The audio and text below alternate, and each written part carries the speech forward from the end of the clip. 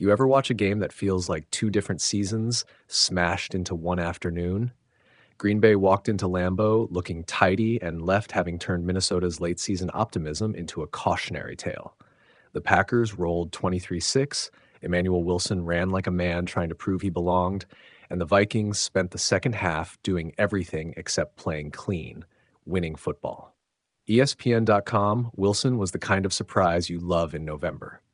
Thrust into a starting role with Josh Jacobs out, he answered like he'd been waiting his whole career for the spotlight. 107 rushing yards, 2 touchdowns, physical between the tackles, and sneaky explosive when the seams opened. He didn't need to be a hero, he just needed to be reliable, and he delivered the kind of ground control that let the Packers play the game they want to play. Steady, nasty, and methodical. ESPN.com.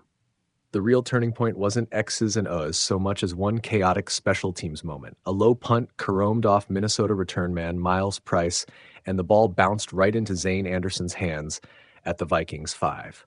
Green Bay converted that gift into a quick touchdown 2 plays later, and just like that, the tone of the game flipped. Those are the tiny, ugly plays coaches mention in locker rooms. Momentum doesn't always come from brilliance. Sometimes it arrives by accident, and when it does, it swings everything. Packers.com, credit the defense. Micah Parsons and Devonte Wyatt harassed J.J. McCarthy all day, turning what could have been a manageable passing afternoon into an exercise in damage control for Minnesota. The Packers' front seven clogged lanes, generated consistent pressure, and forced 2 second-half turnovers that ended Minnesota drives cold. When your D turns scarcity into abundance, the offensive mistakes look catastrophic. That's exactly how Green Bay made a 10-6 game feel like a blowout by the fourth quarter. ESPN.com.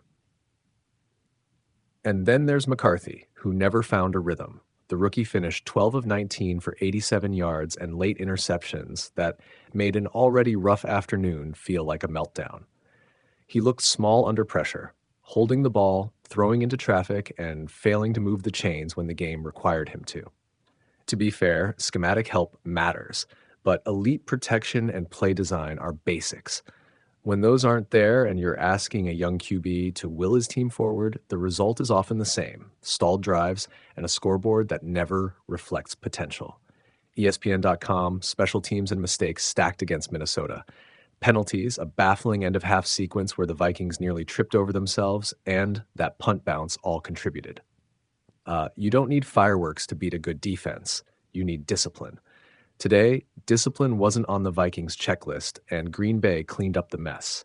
That's how a 23-6 score happens when you're watching play-by-play rather than highlight reels. CBS Sports, Jordan Love didn't have to be a magician. He didn't need to be. He managed the game efficiently, 14 of 21, 139 yards, let the run game do heavy lifting, and made a few third-down completions that kept drives alive. When your ground game is humming and your defense is eating everything the opponent throws at you, quarterbacks convert from star to manager in the best way possible. That model wins games in November.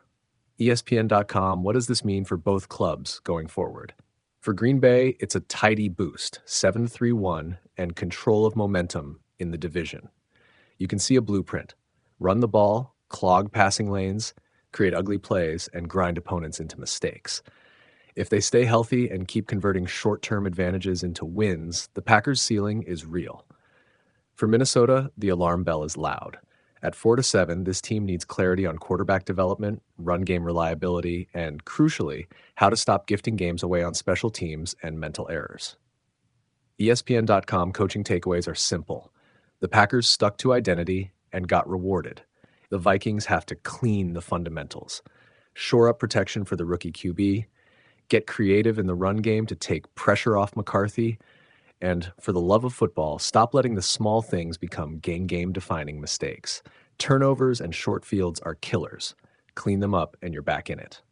ESPN.com. If you're a fan, here's your short mental checklist. Celebrate the run game and defense if you're in Green Bay. If you're in Minnesota, don't panic, but don't pretend everything's fine either. This team needs purposeful offseason upgrades, clearer play calling under pressure, and fewer fluke losses that add up to a lost season. Final thought, Football doesn't reward pretty intentions. It rewards consistency and the team that forces the other side into mistakes. Today, the Packers were the steadier, nastier, cleaner team. The Vikings, they were the ones who made the small errors compound into a day they'll replay until they fix them. ESPN.com.